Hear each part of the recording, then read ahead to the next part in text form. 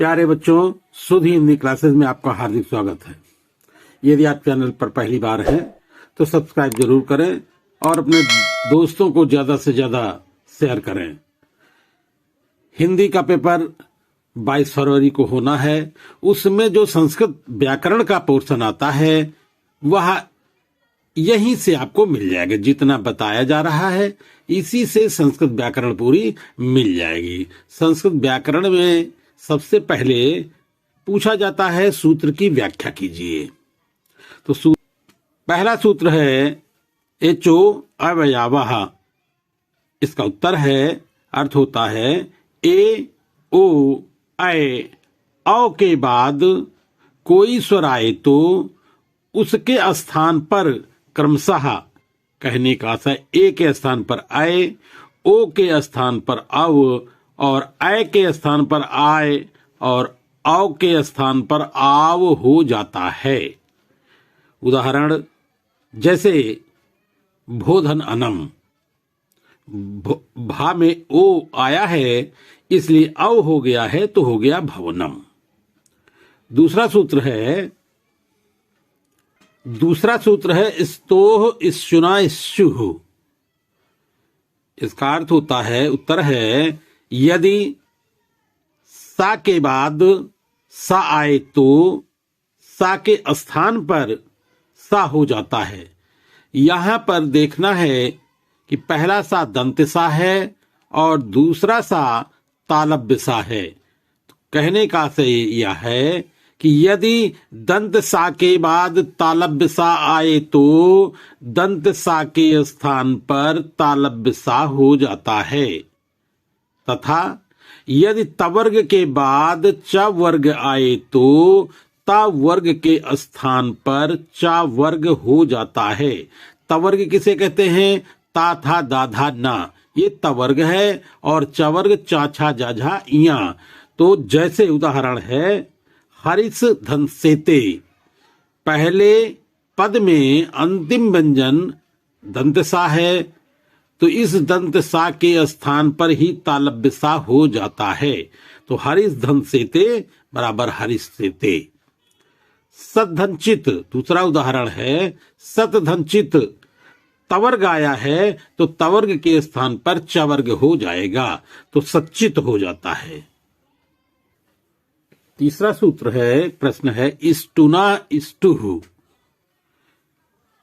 इसका अर्थ होता है, उत्तर है यदि दंत सा के बाद मूर्धन्य सा, क्योंकि सा 3 प्रकार के होते हैं, दंत सा, तालव्य सा और मूर्धन्य सा। यहां पर मूर्धन्य सा के बारे में बताया गया है, यदि दंत सा के बाद मूर्धन्य सा आए तो दंत सा के स्थान पर मूर्धन्य सा हो जाता है। यदि तवर्ग के बाद ट वर्ग आए तो ता वर्ग के स्थान पर टा वर्ग हो जाता है। जैसे रामस धनष्ठः, दंत सा के बाद मूर्धन्य सा आया है इसलिए दंत सा के स्थान पर मूर्धन्य सा हो जाता है तो रामस षष्ठः। तत्धन टीका, तवर्ग के बाद टवर्ग आने पर तवर्ग के स्थान पर ट वर्ग हो जाता है इसलिए ता के स्थान पर टा हो जाएगा तो तत्धन टीका बराबर तट्टीका। इन्हीं सूत्रों में से आपको बोर्ड में मिल जाएगा। अगला है तोरली। यदि तवर्ग के बाद ला आए तो त वर्ग के स्थान पर ला हो जाता है। जैसे उद धन लेखा, दा जो है तवर्ग का है इसलिए दा के स्थान के बाद लाया है इसलिए दा को ला हो जाएगा। उद्धन लेख बराबर उल्लेख।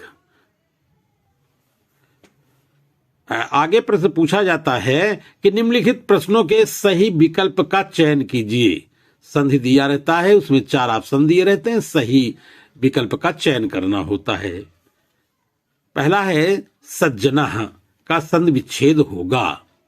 का सदधन जनः, खा सज धन जनः, गा सतधन जनः, घा सद धन्नः। तो सही उत्तर इसका है का सतधंजनः। अगला है प्रश्न स्वागतम का संधि विच्छेद होगा। का प्रश्न है स्वागतम का संधि विच्छेद होगा। का खंड है स्वाधनगतम, खा है शोधनागतम, गा है सूधन आगतम, घा है सवाधनगतम। तो सही उत्तर है गा सूधन आगतम। अगला प्रश्न है दोग्धा का संधि विच्छेद है। का दोग्धंधा, खा दोहधंधा, गा दुहधंधा, घा दुग्धधन आ। तो सही उत्तर है का दोगधंधा। अगला प्रश्न है मनोरथा का संधि विच्छेद है। का मनोधन रथा, खा मनधन ओरथा, गा मनोरधन था, घा मनसधन रथा। सही उत्तर है घा मनसधन रथा। अगला प्रश्न है नमस्ते का संधि विच्छेद है। का नम धन अस्ते, दूसरे खा में है नम धन अस्ते लेकिन इसमें मा में हलंत है। तीसरा गा है नमः धनते, घा में नमः धन अस्ते। इसका उत्तर है गा नमः धनते। अगला प्रश्न है निम्न समासों का विग्रह करके समास का नाम लिखो। समास, विग्रह और समास का नाम। पहला समास है उपगंगम। इसका विग्रह होता गंगा या समीपे। समास का नाम है अव्ययी भाव समास। ये महत्वपूर्ण समास बताए जा रहे हैं। इतने में से ही आपको समास मिल जाएंगे। दूसरा है, अगला है यथाशक्ति। इसका विग्रह होता है शक्तिम अनतिक्रम्यः। यह भी अव्ययी भाव समास है। अगला है अनुरूपम। इसका विग्रह होता है रूपस्य योग्यम। अव्ययी भाव समास है। पीतांबरम का विग्रह है पीतम अंबरम। यह भी अव्ययी भाव समास है। अगला है महाजनः। इसका विग्रह है महान चासो जनः। अव्ययी भाव समास। अगला है चंद्रशेखरः। इसका विग्रह है चंद्र शिखरे यस्य सः। यह बहुब्रीहि समास है। अगला है चक्रपाणी। चक्रम पाणो यस्य सः। समास है बहुब्रीहि। गदाहस्त, गदा हस्ते यस्य सः। यह भी बहुब्रीहि समास। अगला प्रश्न है निम्नलिखित शब्दों में धातु एवं प्रत्यय का योग स्पष्ट कीजिए। उत्तर है पद, धातु शब्द और प्रत्यय। पहला पद है दत्तः। दा धातु है और कृत प्रत्यय है। बलवती, बल शब्द है, मतु प्रत्यय स्त्रीलिंग है। ये महत्वपूर्ण प्रत्यय बताए जा रहे हैं। पठनीयम, पठ धातु है, अनियर प्रत्यय है। यहीं से तुम्हें बोर्ड में 22 तारीख को मिल जाएगा।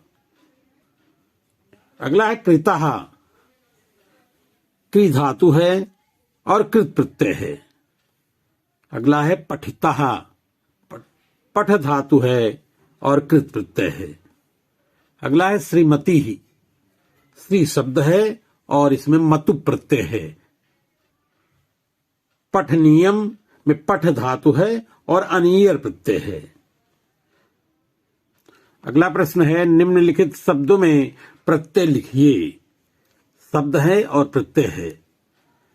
शब्द है पहला प्रभुता में तल प्रत्यय लगा है। दर्शनीयम में अनियर प्रत्यय है। महत्तम में त्व प्रत्यय है। बुद्धिमान में मतु प्रत्यय है। कथितव्य में तब्यत प्रत्यय है। श्रुत्वा में कृत्वा प्रत्यय है। दृष्ट्वा में कृत्वा प्रत्यय है। दातव्यम में तब्यत प्रत्यय है। प्रभुत्व में त्वा प्रत्यय है। करणीयः में अनियर प्रत्यय है। प्रेषितः में कृत प्रत्यय है। श्रीमती में मतु प्रत्यय है और गुरुता में तल प्रत्यय है। इन्हीं प्रत्ययों में से आपको प्रत्यय बोर्ड परीक्षा में मिल जाएगा। अगला प्रश्न है, रेखांकित पदों में विभक्ति तथा संबंधित नियम का उल्लेख कीजिए। पद लिखा रहता है और उसके नीचे लाइन खींची रहती है। पूछा जाता है कि इसमें कौन सी विभक्ति का प्रयोग किया गया है और नियम बताओ। जैसे राजमार्गम अभितः वृक्षाः सन्ति, विद्यालयम परितः वृक्षाः सन्ति, ग्रामम समया नदी अस्ति। तीसरा है ग्रामम समया नदी अस्ति। फिर है विद्यालयम निक्षा जलाशयः।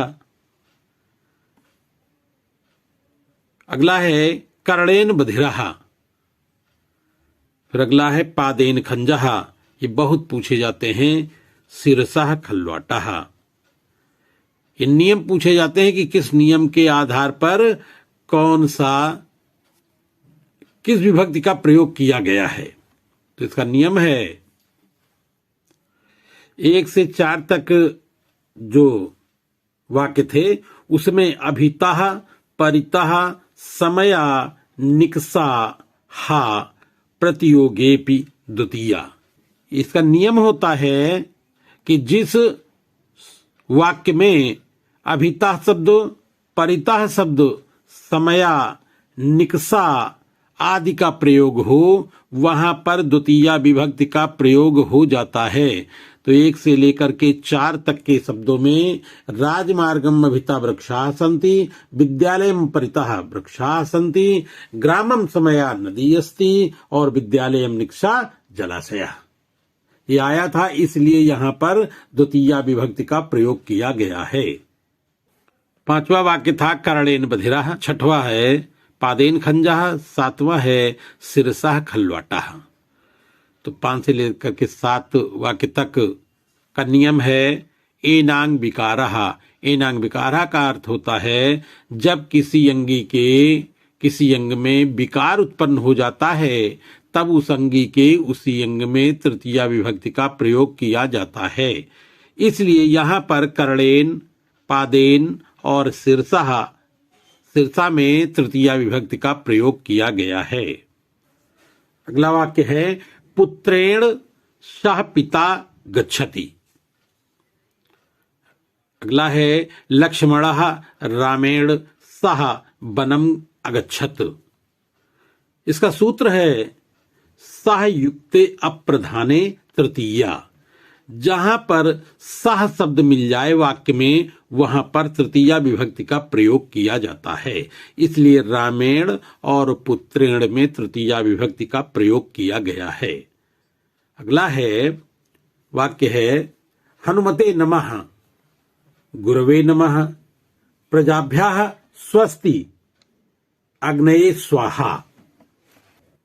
इसका सूत्र है नमः स्वस्ति स्वाहा स्वधा अलम वसट योगाच के योग में चतुर्थी होती है। तो इसके पहले आपने पढ़ा नमः हनुमते नमः, गुरवे नमः, प्रजाभ्याः स्वस्ति, अग्नये स्वाहा। तो यहां पर नमः, स्वस्ति और स्वाहा शब्द आया है, इसलिए चतुर्थी विभक्ति का प्रयोग हुआ। अगला वाक्य है वृक्षात् पत्राणि पतन्ति, गंगा हिमालयात् निर्गच्छति।